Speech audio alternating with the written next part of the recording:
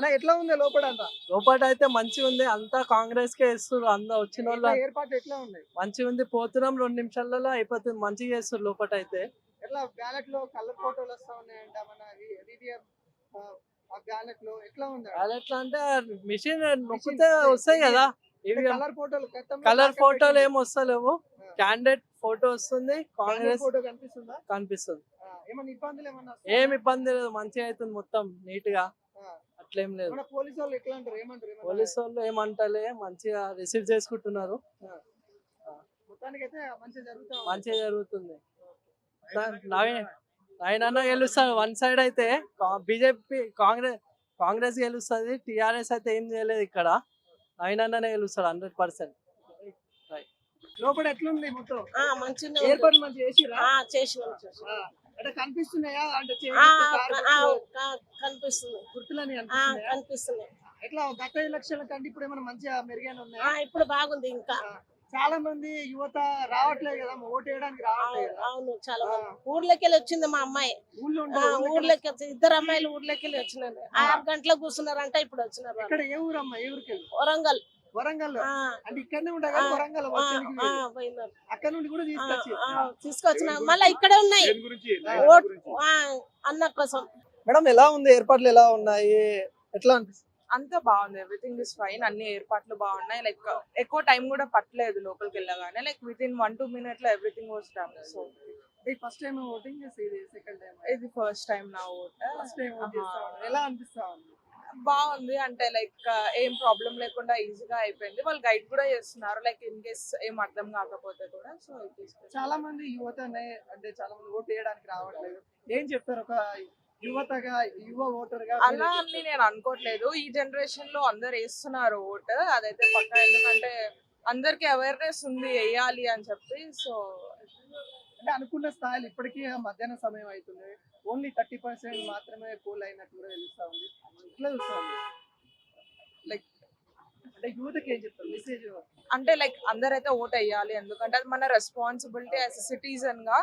So మనం వేసుకుంటే like ఒక పర్సన్ ని మనం ఎలెక్ట్ చేసే ఛాన్స్ మనకు ఉంటది కాబట్టి. సో ఇట్స్ అ రెస్పాన్సిబిలిటీ అని చెప్పి ప్రతి ఒక్కరు ఓట్ వేయాలి. ఇలా జూబ్లీహిల్స్ అభివృద్ధి వైపు వేసారు అనుకోవచ్చా? అవును, పక్కా. అదైతే పక్కా అని చెప్పొచ్చు. అంటే మార్పు వస్తుందని అనుకుంటున్నా? వస్తుంది. నేను ఒకవేళ వేసిన ఓట్ ఒకవేళ విన్నర్ అవుతే ఐ ఫీల్ పక్కా వస్తుంది. బాబాయ్ ఎట్లా ఉంది లోపల పరిస్థితి? ఎలా ఉంది లోపల పరిస్థితి? బాగానే ఉంది. ఏర్పాట్లు ఎట్లా ఉన్నాయి? ఏర్పాట్లు కూడా చాలా మంచిగా ఏర్పాట్లు చేశారు. కనిపిస్తున్నాయి గుర్తులన్నీ? గుర్తులన్నీ మంచిగా క్లియర్ గా కనబడుతున్నాయి. నేను 7:30 అట్లా ఓటింగ్ పాల్గొన్నా. లోపల మొత్తం గమనంగా అయితే కాంగ్రెస్ పార్టీకి ఎక్కువ ఓట్లు పడుతున్నాయి. 23 బస్తీలు మొత్తం శివమరెడ్డి ఈత్లో మొత్తం లోకల్ ఏరియాలో మొత్తం పెద్ద మొత్తంలో నవీన్ యాదవ్ కు ఓట్లు పడుతున్నాయి. గత 10 సంవత్సరాలలో లేని అభివృద్ధి, రోడ్లు కానీ డ్రైనేజీలు కానీ మొత్తం ఒక 2-3 నెలలనే బాగా డెవలప్ అయినాయి ఈ సూపర్ డివిజన్ లో మొత్తం. కాబట్టి ప్రజలు కూడా అన్ని ఆలోచించి రన్నింగ్ పార్టీ కాబట్టి పనులు అయితే అని చెప్పి మొత్తం కాంగ్రెస్ పార్టీకే పడుతున్నాయి ఓట్లు మొత్తం పెద్ద మొత్తం. నవీన్ యాదవ్ ఖచ్చితంగా గెలుస్తాడు.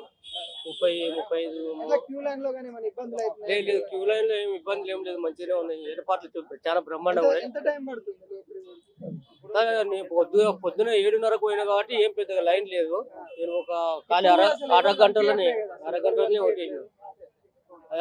అక్కడ లోకల్ ఏరియాలో బాగానే ఉన్నారు జనాలు, బాగానే ఉన్నారు. ఎవరెవరికి గంట పడుతుంది లైన్ లో ఉన్నారు. ఏర్పాట్లు మాత్రం చాలా బ్రహ్మాండంగా చేశారు. ఈరోజు ప్రజాస్వామ్యంలో ఓటు హక్కు ప్రతి ఒక్కరు వినియోగించుకోవాలని ఈ ఓటు హక్కు డాక్టర్ బిఆర్ అంబేద్కర్ సార్ ప్రతి ఒక్కరికి ఆయుధంగా ఇచ్చారు. అది కొంతమంది ధనికులు ఏం చేస్తున్నారంటే ఈరోజు గవర్నమెంట్ హాలిడే అయినా కానీ చాలా మంది వచ్చి ఓటు హక్కు వినియోగించుకోలేకపోతున్నారు. ఇప్పుడు రైమత్ నగర్ డివిజన్ లో ఎస్పీఆర్ హిల్స్ ప్రాంతంలో ప్రతి గల్లీలో ప్రతి వాడవాడలో ప్రతి ఓటు హక్కు ప్రతి ఒక్కరు వినియోగించుకుంటున్నారు. కొంత కాలనీలలో ఏంటంటే ఇంకా ఓటు హక్కు వినియోగించుకోలేకపోతున్నారు.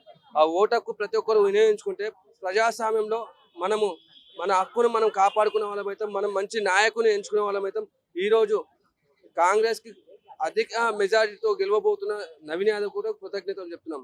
ఎందుకంటే ఒక యువకుడు, మంచి చదువుకున్న వ్యక్తి, ఈ రోజు ప్రజాస్వామ్యంలో ఆయన వస్తే అసెంబ్లీలో మాట్లాడడానికి ఒక యువకుడు ఉంటాడు కాబట్టి ఆయన మంచి చెడులు ఏమున్నా కానీ ప్రజల్లోకి తీసుకెళ్తాడు. లేదంటే ఏ సమస్యలు ఉన్నా కానీ ఆయన అధికారంలో లేనప్పుడే ఆయన పనులు చేసిండు. అధికారంలోకి వస్తే ఇంకా మాకు ఇంకా మెరుగైన సేవలు అందిస్తారని మేము అంటే ఓటుకు 10,000 దాకా 5,000 దాకా అని వార్తలలో పేపర్లలో వింటున్నాం. ఎట్లా అలాంటివి ఏమైనా జరిగినాయా? అట్లాంటి ఏం జరగలేవు. కానీ ఓడిపోతామని బీఆర్ఎస్ వాళ్ళకి ఒక భయంతో ఒక వాళ్ళు అంచుక వ్యాఖ్యలు చేస్తూ వాళ్ళు అట్లా చేస్తున్నారు. ఈ రోజు బీఆర్ఎస్ పార్టీ అంటే భూస్థాపితం అయిపోయింది. అప్పుడు దళిత బంధు అన్నారు, 3 ఎకరాల భూమి అన్నారు, అన్ని వాగ్దానాలు ఇచ్చారు. ఏ వాగ్దానం నెరవేర్చలే. దళితులను కూడా మోసం చేసిన ముఖ్యమంత్రి అప్పట్లో కేసీఆర్ ఉండే. ఇప్పుడు రేవంత్ రెడ్డి అన్న పరిపాలన వచ్చాక న్యాయం జరుగుతుంది. కొద్దిగా ఆలస్యమైనా కానీ కొద్దిగా న్యాయం జరుగుతుందని మేము ఆశిస్తున్నాం.